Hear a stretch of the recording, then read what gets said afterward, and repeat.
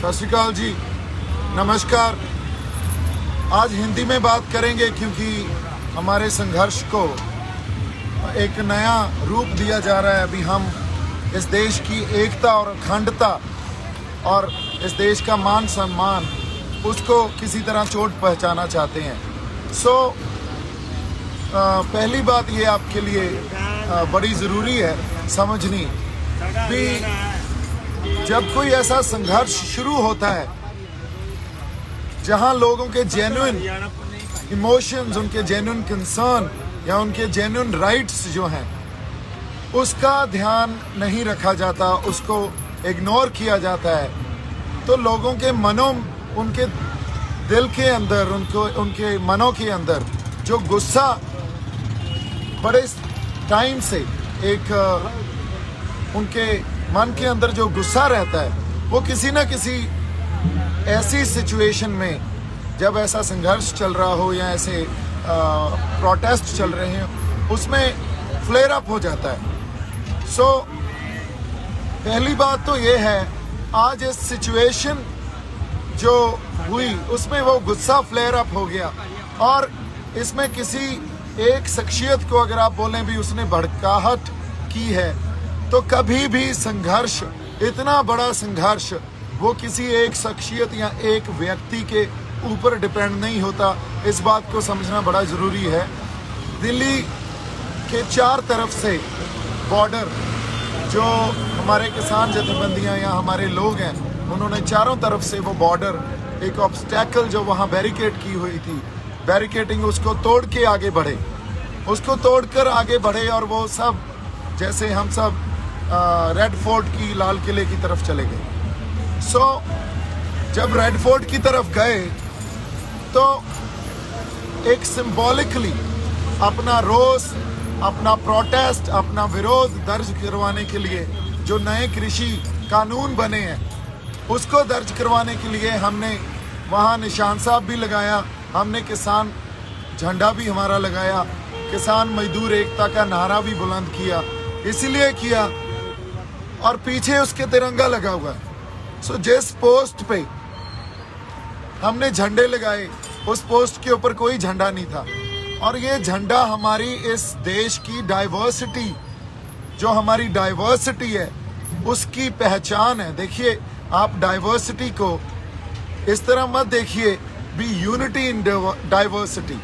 Diversity का actual meaning जो unity in diversity, या हमारे गुरु साहबान या श्री गुरु ग्रंथ साहब से हमने सीखा है, डिफरेंट बट इक्वल।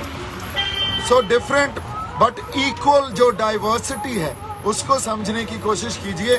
इस देश की एकता और अखंडता के ऊपर किसी ने सवाल नहीं उठाए हैं, किसी ने वहाँ से फिरकू और भड़काने वाली बातें नहीं की हैं। लाखों लोगों ने, इतनी बड़ी मोबिलाइजेशन हुई, लाखों लोग इस बहाव में बहे। वो एक ऐसा बहाव है, अगर आप उस बहाव को नहीं समझेंगे और उसको सिर्फ आज की घटना को आइसोलेशन में देखने लगेंगे तो हम बहुत बड़ी गलती कर जाएंगे। ये एक पहले जो प्रोसेस चल रहा था उसकी कंटिन्यूशन है। इतने समय से हमें 6-6, 7-7 महीने हो गए ये प्रोटेस्ट करते हुए। उस प्रोटेस्ट में 6-7 महीनों की कंटिन्यूशन है जो ये चल रहा है, जो आज हुआ। इसको आइसोलेशन में मत देखिए। ये घटना किसी ने सोच के या किसी ने प्लान करके किसी ने नहीं की है। ये एक जो बहाव है, एक फ्लो है, उस फ्लो में लोग संघर्ष में उन्होंने अपना प्रोटेस्ट सिंबॉलिकली जाहिर किया, जहां पहले उन्होंने निशान साहब और फिर किसान मजदूर एकता का झंडा लगाया और उसके पीछे तिरंगा लगा हुआ है। इस देश की एकता और अखंडता के ऊपर कोई सवाल नहीं उठाया। हम सिर्फ ये चाहते हैं भी हमें मान सम्मान से रखा जाए और वो मान सम्मान हर सबको मिले। जैसे यूनिटी इन डाइवर्सिटी को समझना है, यूनिटी इन डाइवर्सिटी को समझना भी हमें इस तरह पड़ेगा, different but equal and United.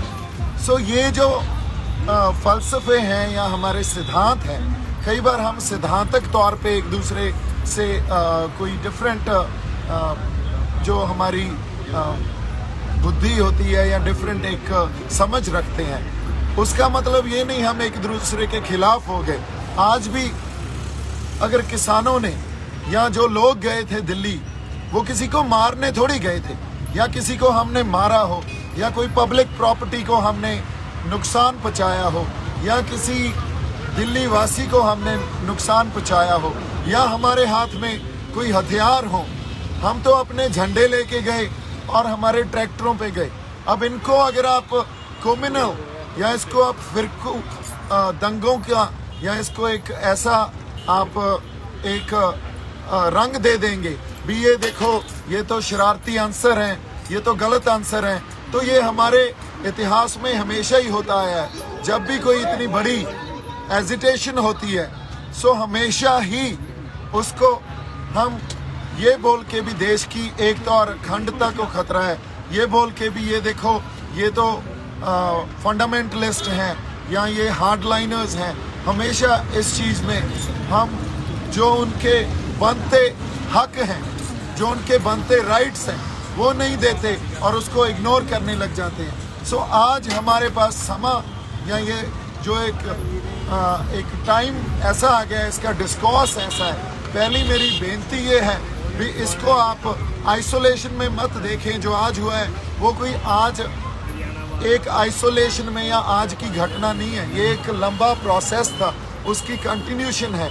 और आज भी वहाँ सिंबॉलिकली हमने अपना रोष जताया है, बिना कुछ डिस्ट्रॉय किए, बिना किसी तरह की तोड़ फाड़ किए, बिना किसी तरह हमने पब्लिक प्रॉपर्टी हो या हमारे पुलिस फोर्सेस हो या किसी भी तरह का लॉ एंड ऑर्डर हो, हमने बिल्कुल पीसफुली, जो हमारा जमहूरी हक है, हमारा डेमोक्रेटिक राइट है, पीसफुली एक प्रोटेस्ट किया। और इस प्रोटेस्ट को अगर हम ये सोच रहे हैं भी इसको एक कोई शख्सियत या एक पर्सनैलिटी या एक आदमी इतना बड़ी मोबिलाइजेशन कर सकता है, सो ये बहुत बड़ी गलती होगी। आप लोगों के जेन्युइन कंसर्न समझिए, लोगों के इमोशन समझिए। एक मुझे ब्लेम करना है, किसी को भी ब्लेम करना, ये हमारी वही बात गलती होगी जो हम हमारे इतिहास में पहले से भी करते आए हैं। आज सबसे बड़ी ज़रूरत है भी हमें लोगों के इमोशंस को समझना चाहिए, उनके कंसर्न्स को समझना चाहिए, उनके सरोकार क्या है उसको समझना चाहिए और उस अकॉर्डिंगली हमें आगे डिसीजंस लेने चाहिए। मैं एक बार फिर आपको ये रिक्वेस्ट कर रहा हूँ, कोई भी भड़काने वाली बात नहीं कर रहा है। हर इंसान यहाँ आपसी प्यार, भाईचारक साझ और इस देश की एकता और अखंडता में विश्वास रखता है। किसानों को प्लीज़ किसी अलग नज़रिए से मत देखिए। किसानों ने सिंबॉलिकली बड़े पीसफुली, जो हमारा डेमोक्रेटिक राइट है, जमहूरी हक है, उसको एक्सरसाइज किया है। वो सुप्रीम कोर्ट ने भी हमें दिया है, वो हमारा संविधान हमें देता है। और उसके आगे जो बात है, वहाँ फ्लैग पोस्ट पे कोई झंडा नहीं था, सो तिरंगा किसी ने नहीं उतारा। हमने सिर्फ अपना निशान साहब और हमारा किसान मजदूर एकता का जो हमारा झंडा है उसको वहाँ लहराया है। सो इतनी सी बात आपसे करनी थी मेरी तरफ से। आप सबको एक बार फिर निम्र बेनती है कि हम किसी को भड़काने के लिए ये प्रोटेस्ट नहीं कर रहे हैं। आज भी पीसफुल हैं, आप दिल्ली में देखिए सब पीसफुल हैं।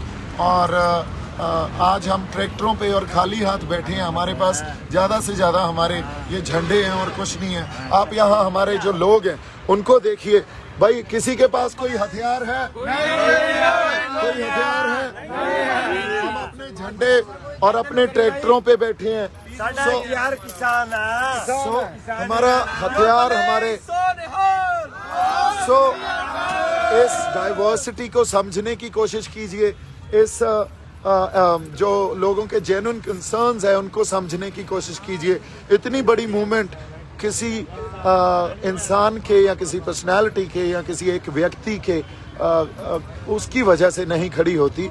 ये मूवमेंट तब खड़ी होती है जब लोगों को उनके राइट्स नहीं दिए जाते, उनके जमहूरी हक नहीं दिए जाते।